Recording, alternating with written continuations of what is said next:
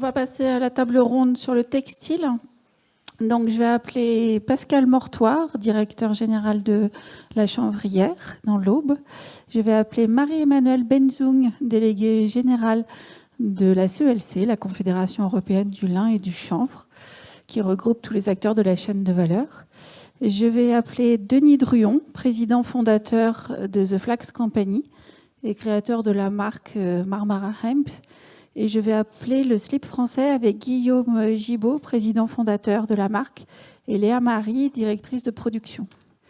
On va lancer la vidéo et puis après, Marie-Emmanuelle lancera le débat qui sera animé par Pascal Mortoire. Aujourd'hui, on vous ramène à la terre. On vous emmène à travers champs chez notre partenaire Planète Chanvre, ici à Aulnoy, au cœur de la Brie, en Seine-et-Marne. Vous le savez, depuis 10 ans, on confectionne tous nos vêtements localement. Depuis quelques années, on s'attache maintenant à une question de taille, l'origine des matières et comment remonter les filières. On a une question très terre à terre, comment remplacer le coton? Car si on le tricote ici, le coton ne pousse pas en France. Alors on lui cherche des alternatives, la laine locale, le recyclé, le lin, cette plante magique qu'on est en train de bosser et on tire le fil depuis 2 ans et du coup, ça nous donne envie d'aller beaucoup plus loin. Et on est tombé sur le chanvre. Le chanvre, c'est une fibre magique pour faire des produits textiles. Ça pousse localement, ici, en France, sans produits phytosanitaires. C'est thermorégulant, résistant, souple, hyper adapté à faire des vêtements. Mais ce qui fait du chanvre la meilleure fibre de la terre, c'est que c'est un véritable puits carbone. Sur 1 hectare, quand il pousse, le chanvre, en à peine 5 mois, va capter 15 tonnes de CO2, soit l'équivalent d'1 hectare de forêt. Depuis 1 an, on travaille à imaginer la formule magique pour fabriquer la matière la plus douce et confortable possible.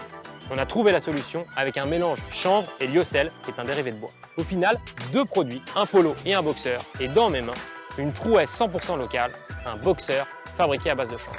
Mais voilà, alors que le chanvre n'a que des avantages, il faut aujourd'hui relancer la filière. Il y avait jusqu'à 200 000 hectares de chanvre cultivés en France, il n'y en a plus que 20 000 et on compte seulement 10 chanvrières. C'est là où on a besoin de vous. Pour accompagner le développement de la filière, Franck veut travailler ici sur un nouvel outil industriel, une nouvelle ligne de défibrage qui lui permettra de mieux valoriser et trouver plus de débouchés à la production de ces 800 hectares. Pour recréer cette filière du champ jusqu'au vêtement final, on a besoin de vous tendre, on pourra relocaliser une filière ambitieuse et locale. Pour nous aider à réinventer cette filière, entrez avec nous dans le chanvre d'action.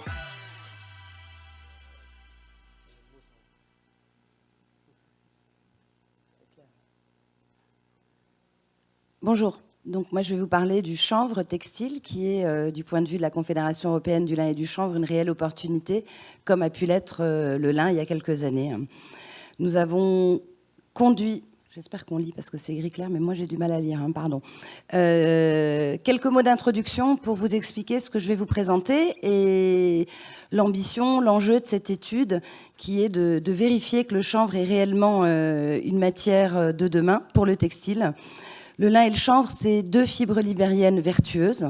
C'est une réponse aux aspirations sociales qui répond aussi à l'engagement croissant en matière de développement durable des marques de mode premium et luxe. Et mes voisins en sont un exemple tout à fait parlant.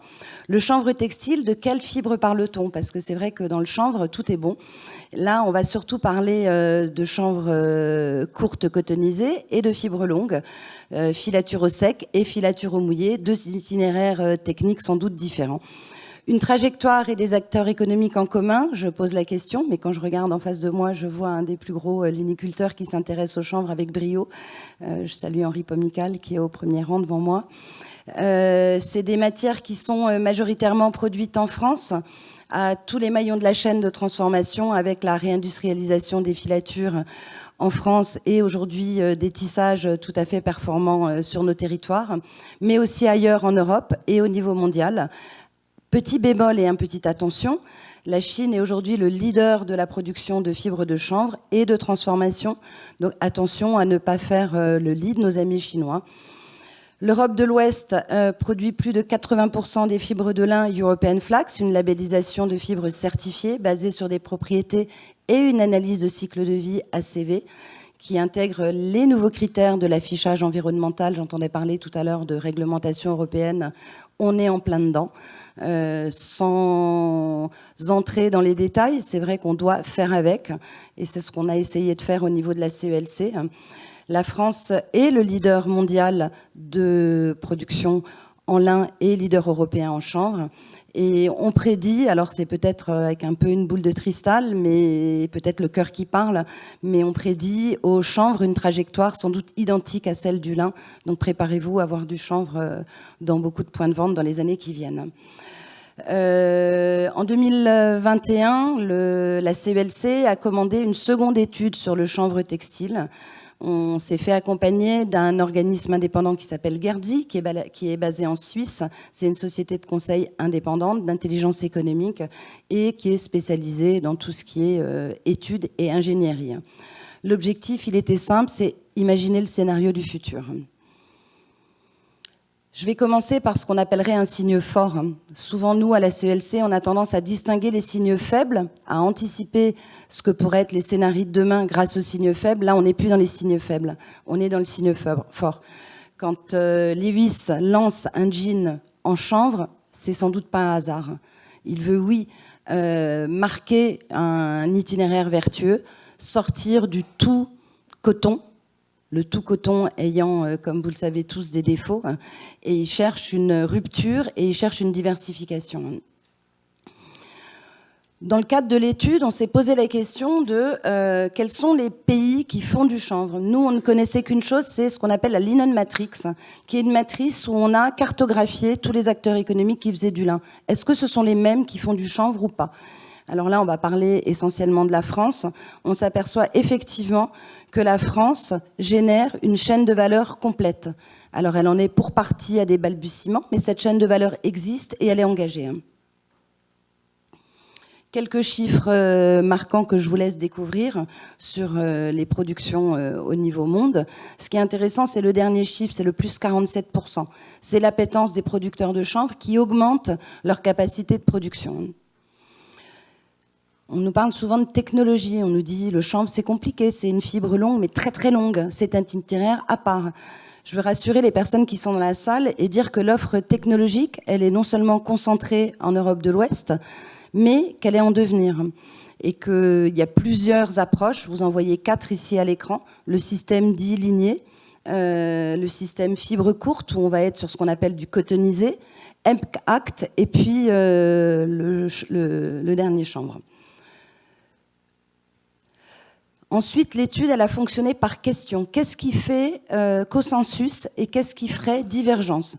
Et comment, à partir de ce qui fait divergence ou consensus, on peut lever les freins et faire levier ?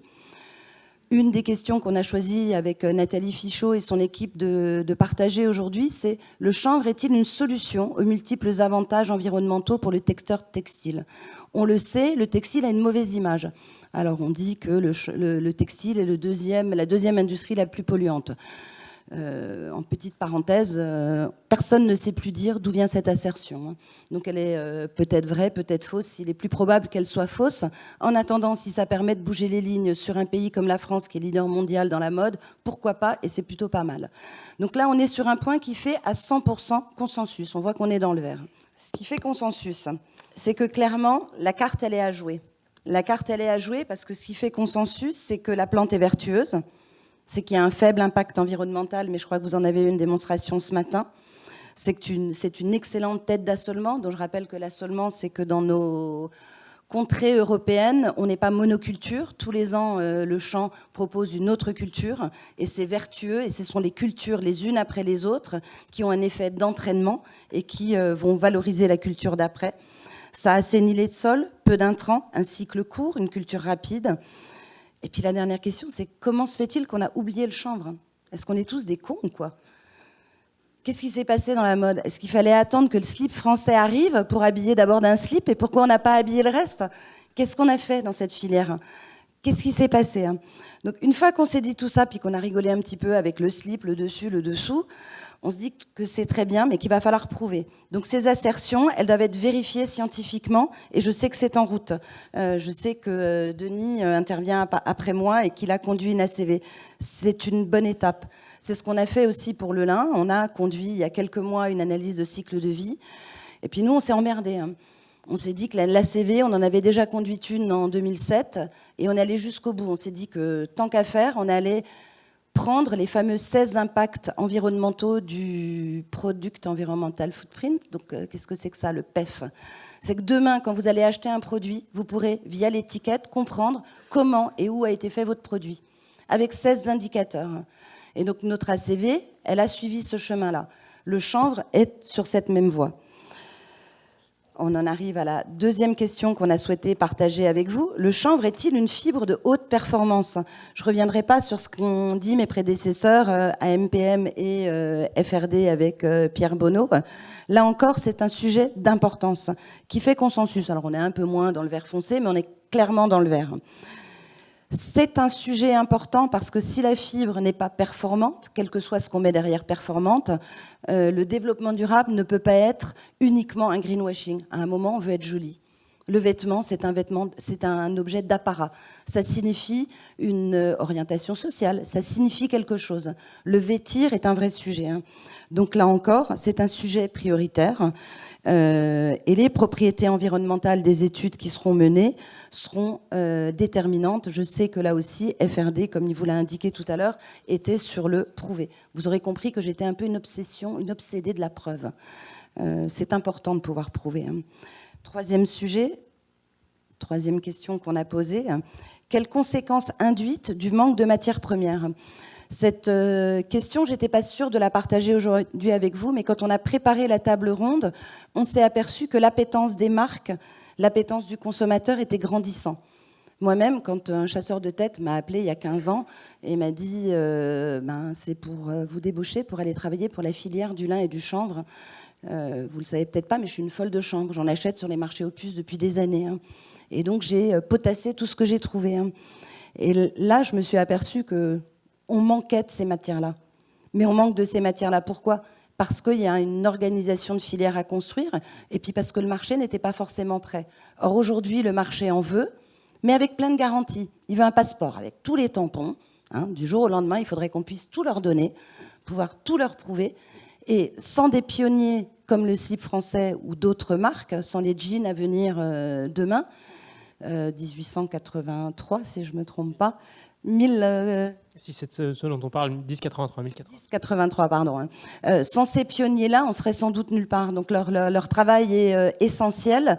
Et nous, au niveau des collectifs, que ce soit au niveau d'Incherchanvre ou au niveau de la CELC ou peut-être de IHA ou de toute autre organisation qui s'emparait du sujet, il va falloir qu'on aille construire les preuves et qu'on aille construire des itinéraires pour rassurer les marques et les consommateurs.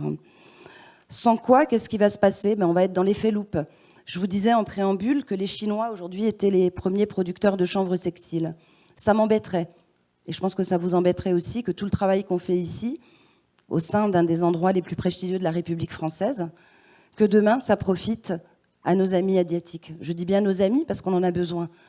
En attendant, on n'est pas là pour faire leur boulot. On est là pour construire une filière locale.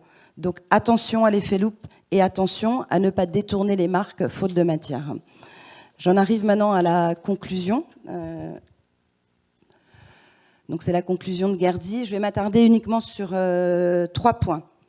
Le premier point, c'est quels sont nos marchés cibles? Est-ce qu'on vise une seule plante pour tous les marchés? Est-ce qu'il y a un itinéraire technique ou plusieurs itinéraires techniques? Je sais qu'il y a de la R&D en cours, je sais que plusieurs acteurs s'engagent. J'ai parlé à l'instant de la coopérative du nord de Caen, mais il y a également la Chanvrière. Vous avez d'autres comme la Cavac, vous avez Planète Chanvre. Chacun est en train de construire et de co-construire ce que pourrait être fait demain. Le ensemble me semble être important par rapport à ces différentes cibles. Et de se poser la question, est-ce qu'on est sur le même itinéraire sur des fibres longues ou des fibres courtes? La question reste entière. Personnellement, je n'ai pas la réponse. Et je sais que vous l'avez partiellement. Il n'y a pas de réponse toute faite. La deuxième question, et j'en reviens à la slide d'avant, c'est quel volume? Et en particulier en France, puisqu'on est là encore dans l'antre de la République française. Quels sont les différents scénarios de production? Question du prix. Pas d'entente sur les prix, mais à un moment donné, le prix doit être connecté à une réalité de marché. On le voit dans le lin, aujourd'hui, on a une demande qui est supérieure à l'offre. Je bavardais il y a quelques minutes avec mes amis du slip français. J'ai reçu ce matin, comme tout un chacun, la belle newsletter sur le lin. Je dis, mais est-ce que vous allez pouvoir approvisionner? Il me dit, oui, on a anticipé. C'est pas le cas de tout le monde et c'est vrai qu'il y a une appétence soudaine sur les fibres végétales. J'espère qu'on saura produire. Donc là encore, attention à l'effet loupe. Et enfin, quand je vous disais que le scénario de la preuve était un scénario important, que ce soit sur le carbone, sur l'itinéraire, sur les propriétés, sur l'ensemble des assertions qu'on peut partager avec nos différents publics, c'est comment renforcer nos crédibilités, hein. Comment être toujours plus précis dans la communication qu'on va faire d'un marché qui aimerait qu'on fasse des raccourcis. Or, ce n'est jamais le scénario ni du lin ni du chanvre, me semble-t-il. Et cette journée est importante pour ça, parce que c'est une journée qui est dans le partage de vérité et qui est dans le partage d'une trajectoire. Et le mot trajectoire me semble important pour conclure. On n'est pas de rien à tout. On n'était pas rien avant. On n'est pas tout en un claquement de doigts. Et on est réellement sur une notion de trajectoire. Avant de finir, je veux juste remercier les élus qui me font confiance parce qu'ils sont dans la salle. Pascal Prévost, qui est le président de la promotion à la CELC et qui s'occupe donc de lin et de chanvre. Et Benoît Savoura, qui est l'administrateur chanvre, qui siège à nos côtés et qui co-construit les solutions que nous essayons d'élaborer ensemble. Merci. Merci Marie-Emmanuelle. Bien, merci beaucoup. Quelques perspectives sur le marché du textile, donc la chanvrière. Juste pour vous dire comment nous avons analysé, et pour répondre aux questions de notre conseil d'administration, si on fait des fibres, est-ce qu'on va pouvoir les vendre demain? Je vais essayer de vous dire quelle lecture nous en avons. D'abord, pour quelques chiffres un peu macro, pendant 2 ou 3 slides, sans faire de cours, juste vous dire que dans les 15 ans qui viennent, il y a une nouvelle Chine ou une nouvelle Inde qui va être présente sur Terre et que globalement, on va être 3,5 milliards de plus dans les 30 ou 40 ans. Donc, il va y avoir du changement que nous n'avons pas encore conceptualisé à l'heure où je vous parle. La deuxième chose, c'est que cette slide est extrêmement importante. Il y a le plus important, c'est ce qu'on ne voit pas. Ce que vous ne voyez pas, c'est que la croissance de la fibre et de l'utilisation de la fibre dans le monde va être supérieure et est aujourd'hui supérieure à la croissance mondiale. C'est-à-dire qu'aujourd'hui, il faut produire beaucoup plus de fibres pour se vêtir que la croissance mondiale naturelle de l'être humain sur Terre. Et qu'est-ce qu'on va produire comme fibre? Eh bien, vous le voyez, on va se vêtir dans les années qui viennent quasiment que de pétrosourcés. Je vais vous expliquer pourquoi tout à l'heure. Parce que le coton ne va plus croître à la surface du globe. La troisième chose, c'est que la croissance, vous parliez de la preuve, Marie-Emmanuelle, la preuve est là, la croissance, on a multiplié par 2 le vêtement depuis 10 ans. Donc à plusieurs reprises, j'ai entendu des petites voix qui disent c'est pas grave, on va faire des fibres techniques, on va utiliser pour faire du tissu pour l'ameublement ou du tissu pour la technicité. Non, la croissance se fera sur l'habillement. Donc nous devons être présents sur ce marché, comme Marie-Emmanuelle l'a rappelé tout à l'heure. Quelque chose aussi d'important, les prévisions de croissance sont de 34%. Après, on met les chiffres qu'on veut sur les 10 prochaines années. Là aussi, c'est la preuve. C'est demain, nous allons avoir un besoin absolument crucial de fibres. L'Europe est en train de réfléchir là aussi pour se dire comment est-ce que cette fibre ne peut ne pas se développer n'importe comment. Donc elle va se développer sur quelques axes. J'en ai retenu 3 principaux. C'est pas la peine de vous balancer des arguments complets. La première chose, c'est une obligation d'éco-conception, c'est-à-dire remettre dans la pensée. Vous savez que la pensée est créatrice. Quand on commence à penser aux vêtements de demain, y introduire déjà de l'éco-conception. La deuxième chose, c'est de durcir les allégations vertes. On ne pourra plus dire demain l'eau mouille et puis le noir c'est pas clair. Voilà, il faudra prouver. Et tout à l'heure, Pierre a parlé d'ACV. Il y aura d'autres analyses qui prouveront aussi que ce que l'on met à l'intérieur de l'éco-conception est réel, est robuste et puis viable. La troisième chose fondamentale aussi, c'est de penser à après. On pense toujours à tout de suite, mais on ne pense jamais à après. Donc, utiliser le recyclage, utiliser la réutilisation est fondamental. J'aurais envie de vous poser une question, juste pour distraire un petit peu. Est-ce que vous savez sur Terre, aujourd'hui, combien de pourcents de nos vêtements sont réutilisés? La réponse est inférieure à 3%. Donc je pense qu'il y a du travail à faire. Je voulais juste vous dire 2 ou 3 petites choses intéressantes sur le coton. On a vu que le coton n'allait plus être la fibre de demain. Alors je ne sais pas s'il y a des cotonniers ici, peut-être que c'est la censure, mais moi je vais vous dire ce que je pense du coton. Alors, c'est une fibre intéressante aussi, puisque aujourd'hui, c'est 1/3 de nos habits est fait en coton. Ceci étant, le coton représente aujourd'hui, à la surface du globe, 2,5% des surfaces de terres arables. 2,5% des terres arables sont pour le coton. Ces 2,5% des terres arabes consomment à elles seules plus de 25% de l'intégralité de tous les pesticides et plus de 12% de tous les fongicides mondiaux. Voilà, je n'ai pas grand-chose d'autre à dire. 16 ans de coton sur une terre, c'est quasiment la stérilisation de la terre. Donc, une question qu'il faut que nous ayons présente à l'esprit, je vous ai fait voir tout à l'heure la croissance mondiale de la population. Vos enfants, les miens aussi, mais aussi nos petits-enfants, un jour devront réfléchir. Est-ce que je me nourris ou est-ce que je m'habille? La question est cruciale. Crucial. Et on ne pourra plus s'habiller avec du coton. Et on voit qu'on ne va plus pouvoir non plus s'habiller d'une manière aussi facile avec du pétrole sourcé. Le chanvre, le lin, d'autres fibres ont vraiment un avenir devant eux. Ceci étant, travailler le chanvre est quelque chose d'assez compliqué. Je sais que vous voyez des étapes, il y a entre 7 et 10 étapes pour arriver directement au produit final éco-conçu. Ces 10 étapes, quand on fait un peu de marketing, on dit que le time to market est très long, c'est 4 ans. C'est-à-dire qu'aujourd'hui, le jour où on va parler à quelqu'un, ça va être porté 3 ans, 4 ans après, parce qu'il y a, vous voyez, des étapes de transformation, de cardage, de transformation, de peignage, d'ennoblissement et autres. Mais il y a surtout quelque chose qui devient rouge normalement maintenant. On n'est jamais trahi par la technique, qui devient bleu alors, mais bleu de rage. C'est-à-dire qu'il y a une étape essentielle que tout le monde sous-estime, c'est l'étape au champ avec le rouissage. Le rouissage au champ est essentiel. Sans rouissage, sans nos producteurs, sans nos agriculteurs qui maîtrisent le rouissage et sans l'eau du ciel, on ne s'habillera pas en chanvre pour l'instant. On a quelques idées, mais on ne s'habillera pas en chanvre pour l'instant. Donc ce chanvre rouille est essentiel pour nous demain, pour le confort, pour les habits, et surtout pour avoir accès à cette fibre primaire qui est aussi douce, aussi confortable et aussi agréable à porter que les autres fibres libériennes. Sur la chanvrière, maintenant, nous avons mis en place, il en existe 4 dont je vais vous parler, mais nous en avons mis en place 3 à la chanvrière aujourd'hui.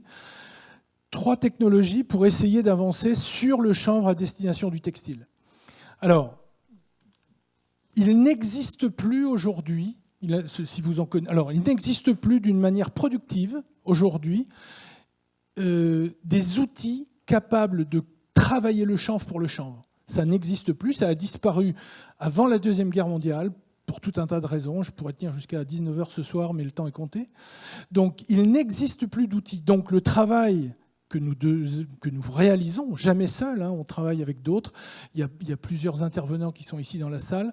Nous travaillons sur 3 types de technologies pour faire ressembler le chanvre à des fibres existantes dont il existe les outils de tissage, de cardage, de process. La première chose, c'est de faire ressembler le chanvre à du coton. On y revient parce que les cotonniers disent « c'est quand même pas moi qui vais m'adapter, c'est à vous de vous adapter à ma technologie ». Faire ressembler le chanvre à de la laine, parce qu'il existe encore certaines cardes en France, certains grands fabricants français dans le Grand Est qui travaillent de la laine et qui utilisent cette technologie. Et à faire ressembler le chanvre, j'ai un clin d'œil pour le linier qui est en face de moi avec qui on mène un travail colossal, faire ressembler le chanvre au lin. Et il y a une 4e technologie dont on parlera rapidement tout à l'heure, qui est la technologie cellulosique. Sur la partie cotonisée, donc on fait ressembler le chanvre à du coton. C'est sans doute la face sud de l'ascension de l'Everest, c'est-à-dire c'est la plus facile, mais c'est celle qu'on a trouvée aujourd'hui. On mélange, le chanvre rentre comme un mélange à du coton sur des appareils des cotonniers pour fabriquer différents produits qui peuvent monter jusqu'à 50% de contenu de chanvre à l'intérieur du fil final. C'est très compliqué, ça fait 4 ans que nous y travaillons, nous sommes aujourd'hui, nous, chanvrières au marché, on en fait plusieurs centaines de tonnes, c'est un travail extrêmement compliqué et il faut dire aussi, nous avions sous-estimé le savoir-faire perdu en France sur ce savoir-faire. La deuxième chose, ce sont des fibres mi-longues. Je vous ai dit mi-longues. Tout à l'heure, Marie-Emmanuelle a parlé de filature au mouillé ou filature au sec. Je regarde un très grand peigneur qui est présent dans la salle. Nous travaillons aussi avec lui parce que nous n'avons pas 100% de la technologie. Et aujourd'hui, nous travaillons à faire du fil 100% chanvre ou à faire ressembler le chanvre à de la laine. Vous voyez ici, mes lunettes, c'était pour vous faire voir la longueur de la fibre que nous arrivons à faire. Et comme il n'existe pas d'outils, nous modifions nos propres outils et nous retravaillons avec ces intervenants, pour la plupart français, que l'on souhaite français, pour arriver à ça. Et puis, il y a le troisième Graal, et là, je redonne un clin d'œil à M. Pomical, qui est présent dans la salle, où nos deux entités ont fait une évolution, ou ce que j'appellerais une révolution, parce que ce n'est plus une évolution de rupture. La chanvrière travaille depuis 2014. Nous avons, nous aussi, acheté des outils en Chine. Bref, tout a été fait par la chanvrière. Pour l'instant, je ne parle que ce que je connais bien. Et on s'est lié à un constructeur pour faire une espèce de masse critique et de travailler sur fonds propres, là aussi, j'insiste, sur fonds propres. Et la chanvrière a développé cette machine où nous travaillons le chanvre comme le lin. C'est-à-dire que nous coupons cette bête qui mesure 2,50 m, 3 m, 3,50 m, et on le parallélise au sol, comme on parallélise le lin, et on lui fait subir après le même itinéraire technique que le lin.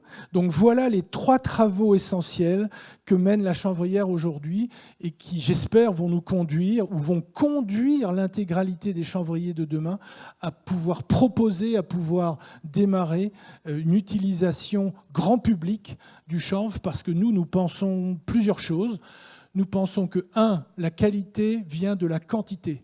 Et plus on sera à faire du chanvre et du chanvre textile, plus on se développera. Premier point.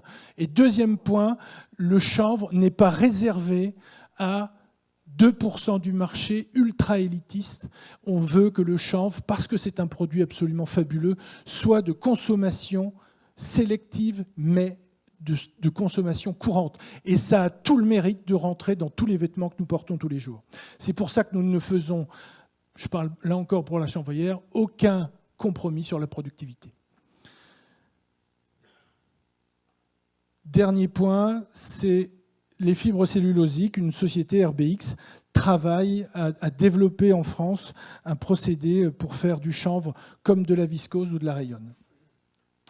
Tout ça pour dire, et ça va me faire une transition avec Denis qui va prendre la parole tout à l'heure, tout ça pour faire des fibres de chanvre cultivées, transformées mécaniquement en chanvre. Marie-Emmanuelle a parlé tout à l'heure de la Chine, qui sont des partenaires bien évidemment, mais la Chine utilise aussi de la chimie. Nous n'utilisons que l'eau du ciel et l'air que nous respirons. Nous avons même poussé la plaisanterie à n'avoir que du courant qui vient des éoliennes, du parc éolien à côté de la chanvrière. Voilà, je vous remercie. Denis, vous travaillez avec l'industrie du textile sur le cycle de vie du chanvre et de la certification. Pouvez-vous nous faire part de vos principales réflexions ? Alors, je rebondis sur ce que disait ce matin M. Huyghe, qui disait qu'il fallait apporter, que les nouveaux opérateurs pouvaient apporter quelque chose à la profession. Donc moi, je viens de l'industrie du lin, dans laquelle je travaille depuis 28 ans. J'ai travaillé un petit peu sur du chanvre cotonisé en 2000. Donc vous voyez, ça remonte à 22 ans. Et on a vite abandonné parce qu'en 2000, le marché n'était pas mûr. Et c'était un tout petit marché qui était plutôt très lié au chanvre peu textile. Donc on a abandonné, on a redémarré il y a 4 ans, suite à, en fait, à un certain nombre d'opérateurs de filature coton qui nous avaient approché, à qui on livrait du lin cotonisé et qui avaient entendu parler des demandes de chanvre de la part de marques comme Levis et souhaitaient avoir des fournitures de fibres avec un certain nombre de certifications. Les marques textiles sont toutes à la recherche de solutions durables. Donc le chanvre est une des solutions. Il en existe bien d'autres. On parle aujourd'hui beaucoup des fibres recyclées, du coton recyclé. On parle également de l'agriculture régénérative. On parle de beaucoup de choses. Le chanvre est une des solutions qui est à l'étude, mais qui doit d'abord... le produit est bien à partir du moment où il est vendu et à partir du moment où il donne satisfaction aux clients. Donc c'est là où il y a eu beaucoup de travail qui a été effectué ces dernières années. Et le travail qui a été fait, là où il y a eu le plus de travail qui a été fait, c'est notamment dans le monde du denim, parce que le denim est l'industrie probablement qui pollue le plus. Pour faire un jean, on consomme énormément d'eau, et le jean est produit à partir de coton qui également consomme énormément d'eau et énormément de produits pesticides. Donc les jeaners, les producteurs de denim, étaient très en avance sur la recherche de solutions écologiques, et c'est avec eux qu'on a travaillé le plus pour faire en sorte que le chanvre puisse être utilisé. Le chanvre était également très intéressant pour eux parce que c'est une fibre qui absorbe beaucoup de CO2, une fibre qui ne consomme pas de produits phyto et une fibre qui ne consomme pas d'eau. Mais c'est aussi une fibre qui est très compliquée à être utilisée, et d'ailleurs notre plus grand ennemi quand on va en filature, c'est les directeurs de filature, les directeurs techniques qui souvent ne veulent tout simplement pas en entendre parler parce que quand on utilise du chanvre, on va baisser la vitesse des machines à peu près 30%.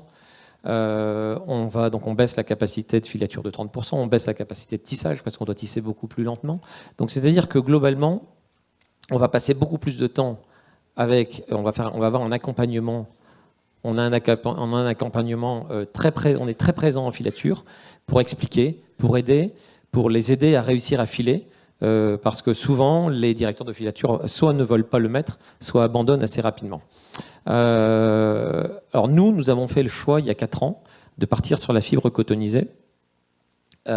Pourquoi ? Parce que ça nous permettait d'abord d'utiliser la fibre telle qu'elle est produite aujourd'hui par les chanvrières, sans modifier les outils de transformation, les outils agricoles, sans modifier également donc la décortication dans vos usines. Ça nous permettait, on ne devait plus que l'adapter à la longueur de la fibre de coton, donc faire ce qu'on appelle la cotonisation. La cotonisation, donc, c'est ramener la fibre de chanvre aux mêmes spécificités que la fibre de coton.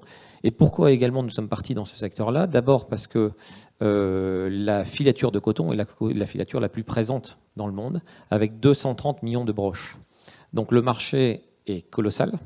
À titre d'exemple, la filature de lin dans le monde aujourd'hui, c'est 600 000 broches. Donc 600 000 versus 230 millions. Donc, alors bien entendu, toutes les filatures de coton ne peuvent pas utiliser ou ne veulent pas utiliser le chanvre, mais on a potentiellement un terrain de jeu qui est colossal. Voilà. Alors, utiliser le chanvre, c'est bien, mais les marques textiles ont toutes besoin en fait, d'une transparence complète, et elles ont aussi besoin de certification. Alors vous avez ici notamment quelques marques chez qui nous sommes ce qu'on appelle nominated supplier, puisque en fait dans toutes les grandes marques textiles, pour pouvoir livrer, il faut être validé en tant que fournisseur de matière, et ce sont ces marques qui ensuite vont donner les instructions aux filatures qui sont situées au Pakistan, en Turquie, en Inde, au Bangladesh, en Indonésie, au Mexique et ailleurs, qui vont leur donner l'autorisation d'utiliser les fibres de tel ou tel fournisseur. Donc, nous, la première chose qu'on nous a demandé il y a 4 ans, quand on a commencé, on nous a dit c'est très bien, par contre, votre fibre, elle est durable, vous le dites qu'elle est durable, mais est-ce que vous avez des certifications ? Est-ce que vous avez une moyen de nous le prouver ? Et donc, donc quand on fait le tour un petit peu, tout le monde se prétend être durable. Quand vous allez dans les foires textiles, tout le monde est plus durable que durable, sauf que tout le monde a sa propre perception en fait, de la durabilité. Donc, étant donné qu'il n'existe pas de standard, il n'existe pas de normes ISO sur la durabilité, Ce que nous avons fait, c'est qu'on a contacté la marque textile qui nous demandait une certification. Et on leur a proposé de co-construire avec eux la charte ou le cahier des charges, la norme de ce qu'on pouvait considérer comme étant une certification de durabilité. Et donc on l'a construit avec alors ça tombe bien parce que c'était au moment du Covid, donc on avait un peu de temps disponible, on avait arrêté de voyager. Et donc on a construit avec Levis, avec leur bureau de San Francisco, on a construit cette charte qui est basée sur 5 piliers, donc que vous retrouvez également sur notre site marmarahem.com. Voilà. Et donc une fois qu'on avait construit le cahier des charges, on a travaillé avec un organisme certificateur, Ocassia, qui avait déjà fait une partie du travail sur la partie amont. Et donc nous l'avons complété sur la partie aval, donc sur la partie cotonisation. Donc l'addition de ces 2 certifications permettait de pouvoir émettre un certificat de durabilité, donc certifié donc par un organisme extérieur qui s'appelle Ocassia, que vous connaissez pour beaucoup d'entre vous. Donc ça a l'avantage, le mérite d'exister, sauf que Ocassia n'est pas un organisme mondial, il n'est pas reconnu mondialement. Donc on a continué à travailler et on a notamment travaillé avec un organisme qui s'appelle Cradle to Cradle, qui est très connu sur le continent américain et qui permet notamment de donner un certain nombre de garanties très similaires, très proches du bio, de l'organique. Un certain nombre de marques, notamment par exemple Jack & Jones, nous voulaient du chanvre organique. Sauf que le chanvre organique est très compliqué à fournir. Et quand on regarde le chanvre tel qu'il est cultivé ici, et quand on le compare à l'organique, en réalité, il y a assez peu de différence. Ce que fait le Cradle to Cradle, c'est qu'on a testé notre fibre sur la non-présence de 270 produits chimiques qu'on peut retrouver dans les herbicides, pesticides. Et donc, en fait, on concourait pour le gold et en fait, on a obtenu le platinum. Le platinum, donc, c'est la certification la plus élevée qui dit que, en fait, aucune des 270 substances chimiques n'a pu être détectée dans les fibres, ce qui confirme que le chanvre, même s'il est cultivé sur une terre où l'année précédente, il y a eu des produits phytos qui ont été utilisés, la fibre de chanvre ne l'absorbe pas et on ne la retrouve pas au niveau de la fibre. Voilà, donc ça a été quelque chose d'extrêmement important. Parce qu'encore une fois, là, c'est pas juste nous qui le disions, mais ce sont des laboratoires et l'organisme Cradle to Cradle, qui est extrêmement reconnu sur le continent américain, qui vient la tester et qui nous a permis en fait de rentrer chez bon nombre de marques. L'analyse de cycle de vie. Alors beaucoup en parlent. Mais pourquoi faire et quels enjeux? Donc Marie-Emmanuelle vous en a parlé brièvement un peu avant. L'objectif de l'analyse de cycle de vie, c'est une nouvelle norme qui a été mise en place par l'Union européenne. Et l'intérêt est de calculer l'empreinte carbone de vos vêtements. Comme aujourd'hui on a le Nutri-Score pour la nourriture. En fait, c'est le PEV, c'est le Nutri-Score des vêtements pour demain. Et l'intérêt, justement, pour les marques de jeans, c'est que, tel que le jean est produit aujourd'hui, les notations vont être très mauvaises. Donc aujourd'hui, elles sont toutes en quête, et en quête très active, de trouver des solutions pour améliorer leur notation et pour pouvoir, alors pas uniquement paraître mieux, mais également pour pouvoir avoir accès à un certain nombre de plateformes pour être distribuées. Quels sont les enjeux de l'analyse de cycle de vie? Les enjeux, c'est par exemple Zara, qui ne voulait pas faire rentrer le chanvre comme matière textile tant qu'il n'avait pas une analyse de cycle de vie disponible, validée par leur propre société externe qui s'appelle Quantis, qui vient valider une analyse de cycle de vie qu'on leur fournit. Donc nous, ça fait 1 an qu'on a commencé les travaux avec eux. On est en phase finale depuis 6 mois, où ils redemandent à chaque fois des validations, des informations complémentaires qu'on fournit via EVA, avec qui on a fait l'étude d'analyse de cycle de vie. Donc l'enjeu de l'analyse de cycle de vie est vital, parce que sans analyse de cycle de vie, vous ne rentrez pas chez ces gens-là. Donc vous pouvez avoir la meilleure fibre, la plus écologique possible. Si vous ne leur fournissez pas une analyse de cycle de vie qui est validée chez eux, et ben les vêtements à partir de chanvre ne pourront jamais être commercialisés. Autre chose, par exemple, Tommy Hilfiger commercialise 60% de ses vêtements via une plateforme qui s'appelle Zalando, que vous connaissez probablement. Zalando décide de commercialiser en fonction du classement IG, qui est un classement américain. Et dans le classement IG, la dernière ACV qui était présente, c'était une analyse de chanvre chinois qui datait des années 2000. Voilà. Et donc, Tommy Hilfiger ne pouvait commercialiser que dans 40% des points de vente. Pour 60% de ces ventes, le chanvre n'était pas accepté. Donc, c'est-à-dire que ce sont les plateformes digitales qui décident si, oui ou non, votre article peut être commercialisé. Donc, c'était tout l'enjeu, en fait, de faire cette analyse de cycle de vie pour pouvoir avoir des laissez-passer et pour pouvoir commencer pour pouvoir commercialiser. Tant que l'on ne pouvait pas être présent sur ces plateformes et tant que des gros opérateurs comme Zara n'ont pas décidé, n'ont pas accepté de commercialiser le chanvre, on a beau faire la plus belle fibre du monde, elle pourra être soit pas commercialisée ou commercialisée dans des tout petits niveaux. Voilà. Je vais être très rapide, j'ai presque fini. Donc l'analyse de cycle de vie, donc on est parti de la ferme et donc nous, notre analyse de cycle de vie, on l'a calculée pour 1 tonne de chanvre cotonisé, donc Marmara Hemp, qui est un mélange de 3 chanvrières françaises. Ces données vont ensuite, donc toutes les données qui font à peu près 550 pages, sont transmises aux filatures qui ensuite vont transmettre aux tisseurs et aux confectionneurs pour construire l'analyse de cycle de vie du produit. Mais ce sont des données qui sont importantes. Donc, comme l'a dit Marie-Emmanuelle, une analyse de cycle de vie n'est pas uniquement un bilan carbone. Une analyse de cycle de vie, c'est sur 16 points et on calcule un single score. L'impact environnemental, qui se calcule en points, donc qui est issu de 16 catégories. On se rend compte quand on regarde l'analyse, alors là je vous ai donné quelques chiffres, je vous donne quelques chiffres très basiques parce qu'on a un temps limité. On se rend compte que l'impact environnemental de notre chanvre cotonisé, la moitié vient du champ, et la moitié sur le transport et sur la transformation mécanique de la fibre de chanvre. Voilà, là ça devient très très intéressant. Le chanvre, donc je pense que c'est la première fois qu'on va communiquer sur des données de l'ACV du chanvre. Le chanvre, donc on a 213 points. À titre comparatif, alors c'est que comparatif, on n'a pas le droit normalement de communiquer, enfin de publier ces données. On est sûr sur nos données, mais on n'est pas sûr sur les autres données. Ça, c'était les données disponibles. Le coton, à titre comparatif, est à 5600 points. Le polyester est à 450 points et la viscose à 430 points.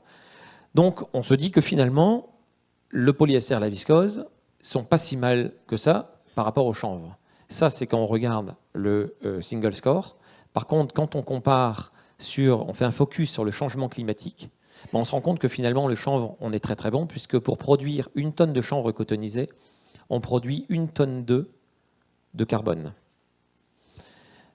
Pour donc le coton, on est aux alentours de 10 tonnes. Pour le polyester, à 4 tonnes 3. Et pour la viscose, on est à 3 tonnes 2.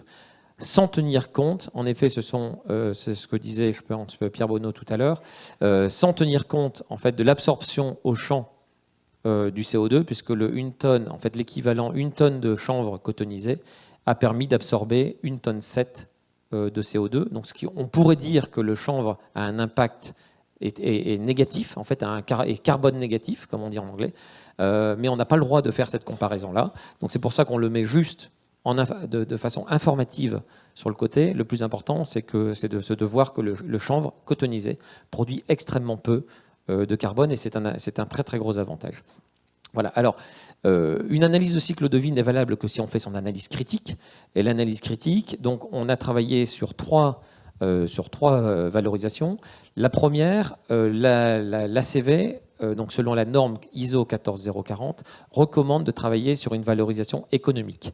Donc c'est ce qu'on a fait, qui n'est pas la valorisation qui permet d'avoir le meilleur résultat. Si on était parti sur une valorisation massique, donc là où en fait on a la chaîne vote qui est beaucoup plus, qui pèse beaucoup plus lourde, on serait à 116 points. Donc on aurait un résultat du chanvre qui serait extraordinairement bon. Mais ce n'est pas cette donnée-là qu'on a retenue parce que ça serait tronqué et ça serait triché vis-à-vis des opérateurs textiles.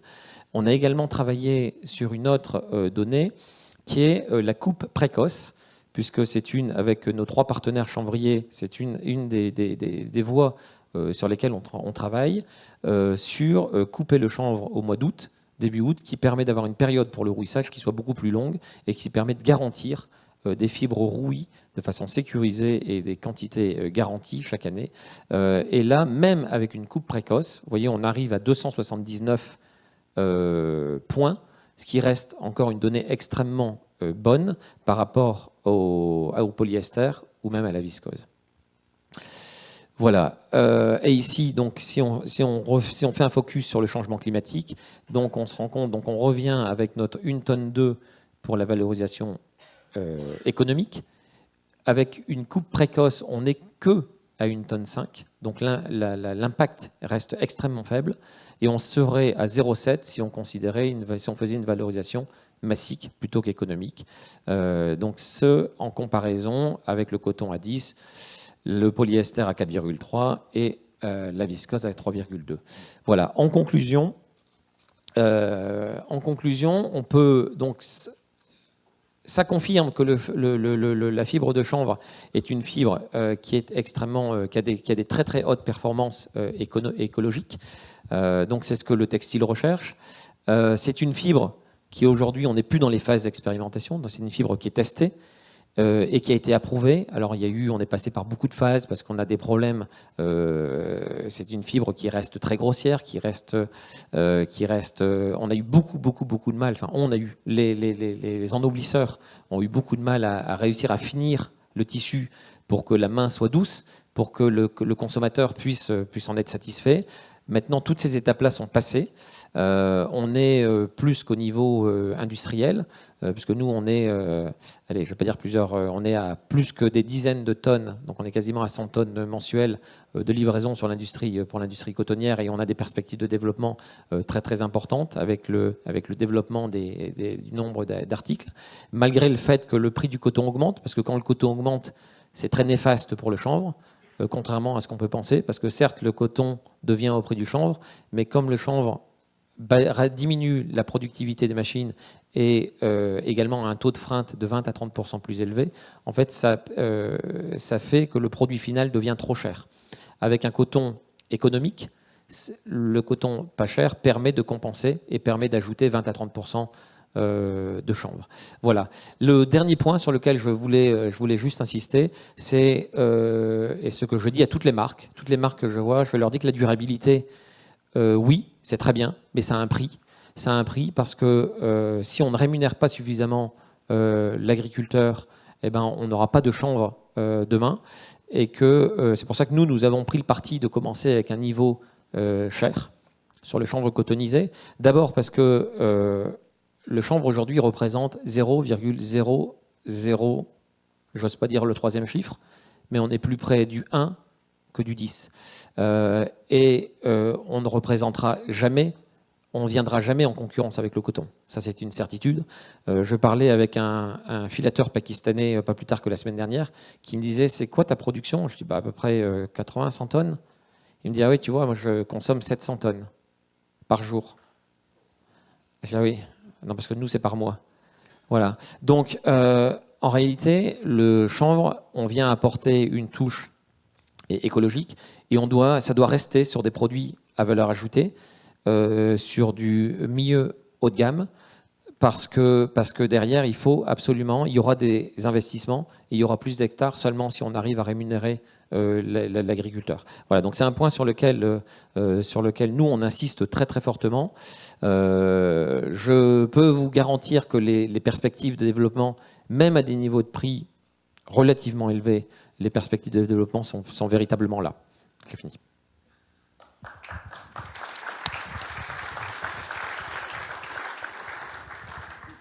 Merci beaucoup. Guillaume et Léa-Marie, on a le plaisir de vous accueillir. Donc, vous avez développé une très très belle marque, le slip français. Pourriez-vous nous illustrer pourquoi le chanvre dans votre stratégie et comment vous le mettez en œuvre? Je suis impatient.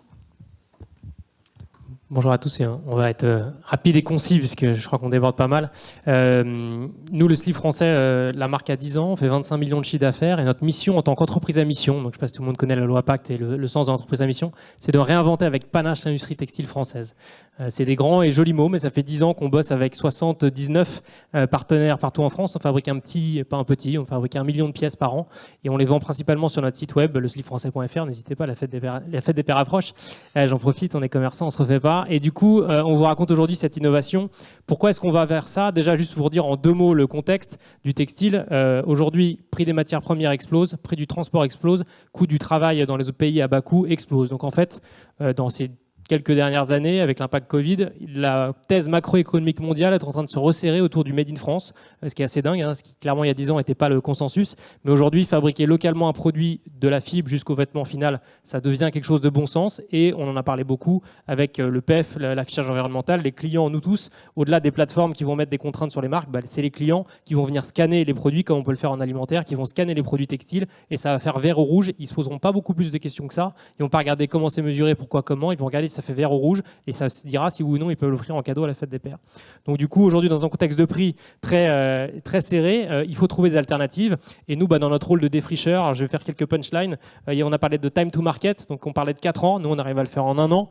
Et encore, on a peut-être un peu traîné au démarrage, je rigole.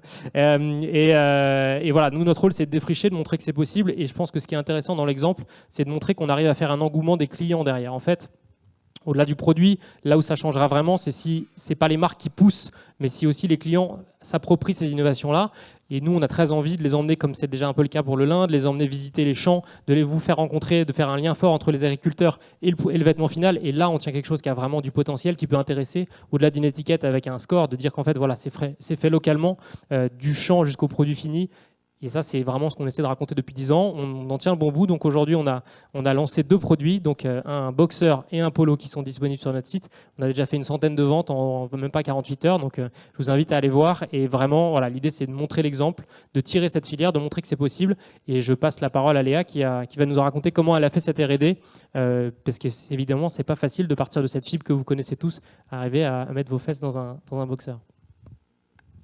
Merci. Oui, c'est vrai qu'il y a 1 an, on se disait il faut absolument qu'on fasse du chanvre et qu'on en mette dans nos vêtements. Comment on va faire? Tous les industriels avec qui on bossait, et je rejoins ce que dit Denis, c'est un combat. Ils ne voulaient pas, c'était compliqué. Et on rencontre Denis, finalement, et on s'en parle. On se dit qu'il va falloir trouver le bon mélange pour que ce soit agréable au porter. Et finalement, en faisant un mélange avec 70% de lyocell et 30 chanvre, on arrive à un résultat qui nous convient. Alors, on a quand même un peu galéré, on va être clair. Les premiers essais de tricotage avec le fil qu'on a reçu, qui a été filé en Turquie, ça a été hyper compliqué. Les tricoteurs ne voulaient pas essayer, on avait des trous partout, il a fallu être pugnace, recommencer, leur dire que c'était possible. Et ça a été au-delà de nos espoirs parce qu'on a réussi à tricoter un jersey, ce qui est un peu le tricotage standard des t-shirts, et une maille piquée. Donc là, c'est le cadeau. Ça veut dire qu'on peut encore peut-être développer de l'interlock et d'autres techniques de tricotage. Et là-dessus, on a réussi à développer 2 produits et pas 1, donc on est hyper content. Ça, c'était la phase de développement, et puis derrière, il a fallu passer à la phase de production industrielle. Et quand on a reçu le premier fil, Denis, c'est vrai qu'on a rencontré quelques aspérités dans le fil qui nous a cassé toutes nos aiguilles de machine. Donc, on était avec Éminence, qui est un de nos plus gros partenaires pour fabriquer nos sous-vêtements. J'ai cru qu'il allait plus jamais me laisser rentrer chez lui. Et finalement, on a retravaillé le fil et on a tout refait très rapidement. Et je te remercie, Denis, d'avoir joué le jeu. Et on a réussi à sortir ce tricotage avec très peu de casse, donc très peu de perte matière. Et c'est hyper important aussi dans le projet de pouvoir dire que c'était possible. Et aujourd'hui, on a mis sur le marché ces produits qui ont une main qui est agréable. Et j'ai pris les produits pour que vous puissiez les toucher, qui est confortable et qui est durable. Voilà, en termes d'usage, nous, les slips et les boxers, c'est important. On les lave après chaque portée. Donc, non, c'est un combat, mais ça valait la peine. Et je rejoins ce que dit Guillaume. De toute façon, dans le temps, on n'aura pas le choix. On va avoir un fashion score à sortir sur nos produits. Donc le chanvre va être présent dans plein d'articles au slip français et on continue de développer. On a amené aussi des chaussettes pour vous dire que c'était possible pour la suite des collections.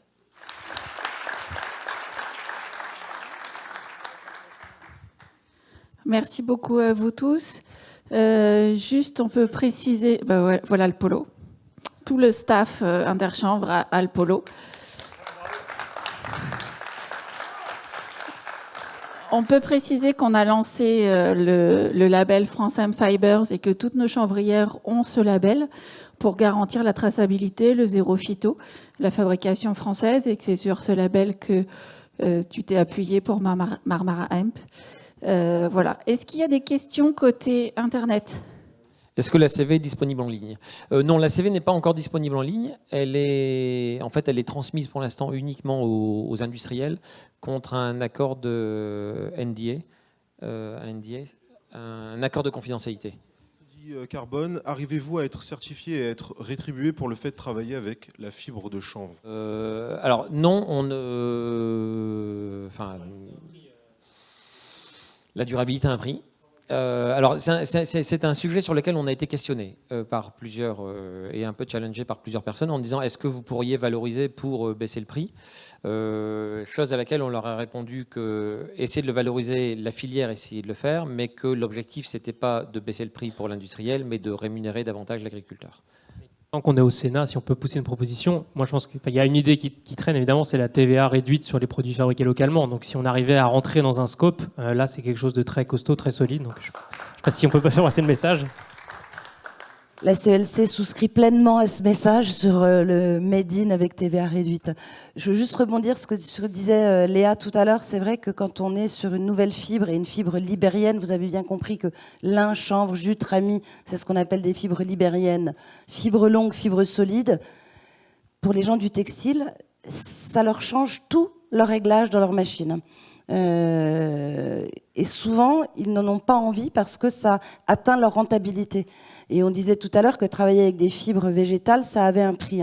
C'est le prix des essais et c'est accepter d'aller moins vite. Nous, on l'a vécu dans le lin. Il y a 15 ans, on trouvait du lin tel que je le porte aujourd'hui. Je pense que je suis une de celles qui est le moins chaud parce que le lin est thermorégulateur comme le chanvre. En l'occurrence, on n'avait pas de maille. On faisait que du chêne et trame. Il n'était pas possible de faire un polo, il n'était pas possible de faire un t-shirt. On a conduit de la R&D, on a eu des entreprises pionnières qui, comme le slip français, sont engagées à nos côtés. Et les premiers retours d'expérience qu'on a eus, parce que c'était réellement du retour d'expérience et c'est pas livresque, ça a été, mais en fait, ça casse toutes nos aiguilles. Et c'est-à-dire que tout à coup, les qualités qui étaient choisies par la maison Hermès, qui utilise du fil de lin pour tous les sacs en cuir, devenaient un défaut pour du textile. Et donc on leur a dit, et si vous régliez vos machines moins vite ? Ah oui, mais si je règle ma machine moins vite, je sors moins de t-shirts par jour, donc je gagne moins. Est-ce qu'on peut essayer ? Et c'est les essais, et effectivement, à un moment donné, ça oblige, alors c'est un mot qu'on déteste, mais à changer de paradigme. Et finalement, 2 ans après Covid, on n'en est plus à changer de paradigme. Les entreprises pionnières ne sont pas toutes seules. Et vous êtes très, très observés, vous le savez. Au-delà d'être pionnier, vous êtes leader. Et je ne peux pas croire que demain, des grandes maisons comme Inditex et toutes les marques qui les composent, même si je préférais que ce soit des marques plus haut de gamme pour que ça rémunère, très clairement, ils sont obligés de regarder ça. Donc ce qui n'est pas possible au départ, finalement l'est, parce qu'on est dans une ère où le consommateur est d'accord pour payer un tout petit peu plus cher, mais surtout pour avoir un produit plus durable et qui rejette moins de bêtises, pour pas dire les choses, moins de plastique, moins de tout ça dans l'eau. Je voulais juste faire un complément. Au moment de la R&D, quand on se lance dans le chanvre, à aucun moment on parle d'argent, je pense qu'on parle de coût.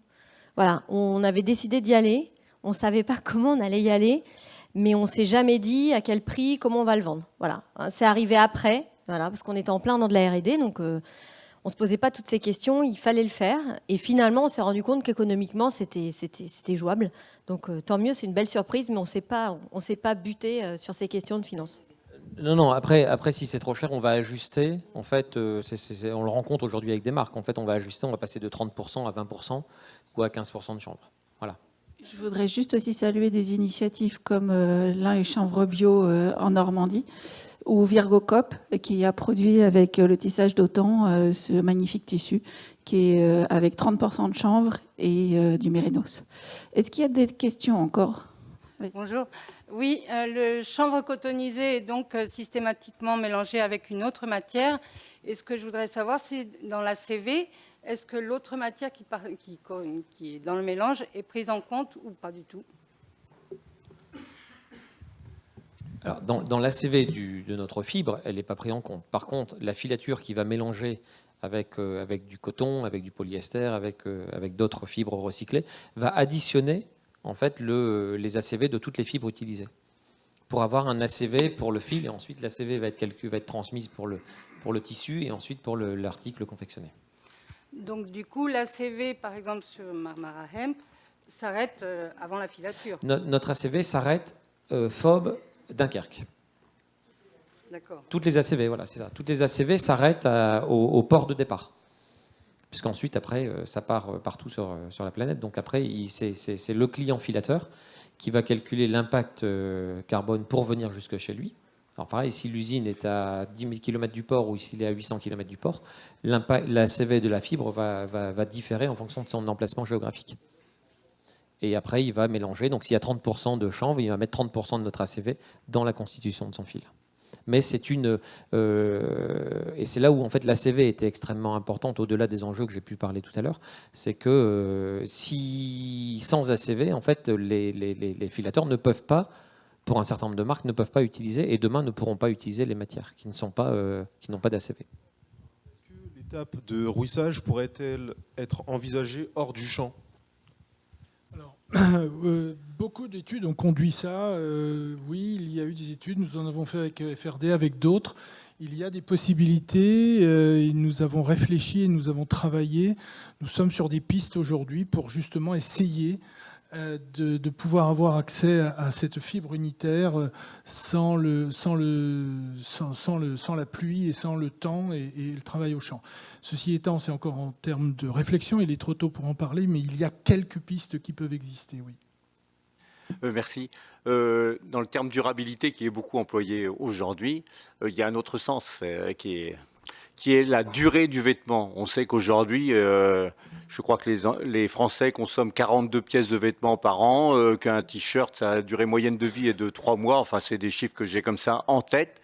Est-ce que vos vêtements permettent d'avoir une durabilité plus importante, puisqu'on sait bien qu'on doit entrer aujourd'hui dans une période qui va sans doute être très longue de sobriété et donc aller vers un usage des vêtements qui soit beaucoup plus long, parce qu'aujourd'hui, on le sait bien, on achète des vêtements qui sont déjà préusés, qui sont voire déchirés. Est-ce que vos vêtements, est-ce que le chanvre apporte une durée supplémentaire aux vêtements ? Merci. Peut-être une réponse globale. C'est sûr que nous, la qualité, c'est un des maîtres mots. On sait que nos produits valent cher puisqu'ils rémunèrent un circuit court, juste prix. Donc nos produits valent plus cher que les autres. Donc on n'a juste pas le choix de faire des produits qui durent dans le temps. Nos slips, je pense que ça va être du 5, 6, 7 ans. On a la boîte a 10 ans, donc on a des vieux clients, peut-être certains parmi ici. Je les ai remerciés au passage. Mais non, on essaie de formaliser ça, d'avoir une vraie démarche qualité. On les répare. Et je te passe le micro, Léa, sur ce sujet-là, et le chanvre peut-être en particulier. Je ne sais pas si on a un peu de recul sur la qualité ou pas encore. Peut-être pas. On a du recul sur le lin, puisqu'on a déjà fait nos sous-vêtements en lin depuis déjà 2 ans. 100% lin, donc on a le recul. Et c'est vrai que les sous-vêtements, on les lave quotidiennement. Donc il y avait des sujets de matières premières, d'élastique. Il faut que tout ça, ça matche bien ensemble.